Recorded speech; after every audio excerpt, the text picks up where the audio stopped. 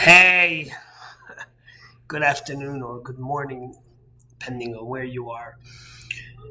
So, the inaugural story. Moses is the greatest Jewish leader that ever lived. He is mentioned 628 times in the Bible, multiple times, tenfold time more than anyone else. And the inaugural story, how Moses introduced us, is one of the most remarkable stories that is talked about amongst the sages. And to find meaning in it, because if that's the inaugural way of Moses, who the Torah is named for, Torah Moshe, and who gave us the Torah, then what message does this story have for us in our lives and who we are? And the story is, again, of course, of Moses, who is a shepherd for his father-in-law Jethro's sheep. And one day he's with them in the desert and he sees a burning bush. And Moses gazes at the burning bush and he comes close to it, wondering why the burning bush is not being consumed. The thorns are not being consumed. And suddenly God reveals himself to Moses. He says, Moses, do not come forward. Take your shoes off, because the place upon you stand is holy. And then God, of course, tells him about the pain of the exile of the Jewish people and to go take the Jewish people out of exile. But the questions abound. And the first question, of course, is God reveals himself many times in Genesis to the patriarchs and matriarchs, but never in a burning bush. What's the significance of the burning bush? And why does God tell Moses, don't come closer? And what's the message in him saying, take off your shoes because the place upon which you stand is holy? And the interpretations abound. And the rabbis discuss this at length, but I want to give you something very meaningful and moving from the Tanya, the Alter Rebbe, the first Chabad Rebbe. In his Magnum Opus, the Tanya, which was written over 200 years ago. On Friday will be the Yahrzeit of the Alter Rebbe. And I want to tell you something moving that the Alter Rebbe says. The Alter Rebbe says Moses was gazing at the burning bush because it's really a metaphor. It's a metaphor for each and every one of our lives. That sometimes when our hearts are on fire, when our souls are on fire, we're enthusiastic and inspired to be spiritual, to be holy, to be revolutionary in our Judaism and our connection to God. Sometimes the thorniest things come up and they don't get consumed. What does that mean? You wake up in the morning, you're inspired to be spiritual, to be godly, to daven, to pray, to meditate, to wrap your tefillin, to go conquer the world, to be happy and joyful and make a difference in someone's life. And suddenly at those moments, the ugliest cravings, the greatest temptations, the naughty thoughts come into our mind and resurface in the greatest way. And sometimes it's not a few hours afterwards, it's at the same time. It's when you're meditating and praying, you get consumed in spirituality, in spiritual ecstasy, and at that moment, you have a craving for something which is so mundane, so material, and you know is wrong.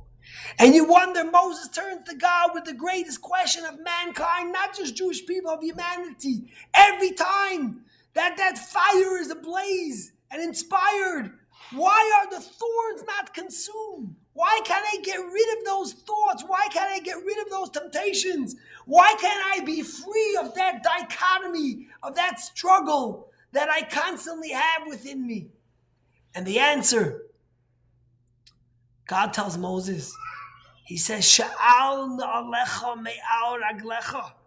Take off your shoes because the place on which you stand is holy. Don't think that you have to eradicate those thoughts, that you have to get rid of those cravings, that you have to stop those temptations. The place on which you stand is holy. The struggles and the challenges of day-to-day life for a Jew, for a human being, between good and bad, between evil and godly, that's where holiness is found. God says, don't come close to the bush that's gazing. Don't think that you have to move towards the bush, because that's where I find myself. God says, I am within those cravings. I am within those thorns and those challenges.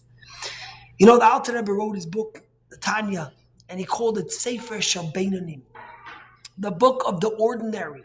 or the regular guy. Till then, all the books were written about the tzaddik, about the righteous man or woman who eradicated all evil and all temptations and all bad thoughts from within them. But the Alter Rebbe came to write a book, the Tanya, as Magnum Opus, which is really to tell us that this is, you see, the Alter Rebbe says in Tanya, there are people that are righteous, that are tzaddikim, but they are few and far in between. For most of us, life is a dichotomy, life is a struggle, life is a challenge between good and bad. And there's always going to be that struggle. But that's what God chooses, that's what he loves, that's what he wants. That's holy. And that's why God tells Moses in his first revelation to Moses as he's ready to become the leader of the Jewish people, don't you think that holiness is only found in the bush that's full of fire and has eradicated the thorns? But know that godliness and holiness finds itself in the day-to-day life of a struggling Jew. And that's the message, according to the Alter Rebbe, of the burning bush and the metaphor it sends for us. The Alter Rebbe says that each one of us is like a city, and there's two kings trying to conquer the city. Two kings are fighting to have full control over the city. There's the evil inclination and the godly spirit that both want to control our thought, action, and speech. And it's a struggle that we live with every day, but we have the power, we have the strength, we have the cognizant mind to let us control and let the good overwin. Even though it will be a struggle, even though the thorns will still be there, we can overwin it. You know, Rebbe Elimelech, the famous Rebbe Elimelech of Lizenz, was once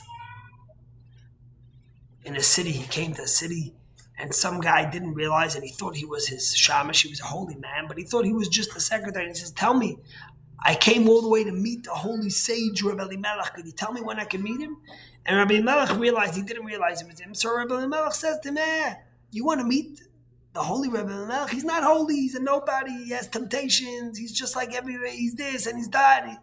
He's berating Rebbe Elimelech. So this guy looks at him and says, who do you think you are? And he starts cursing him out for berating Rebbe Elimelech.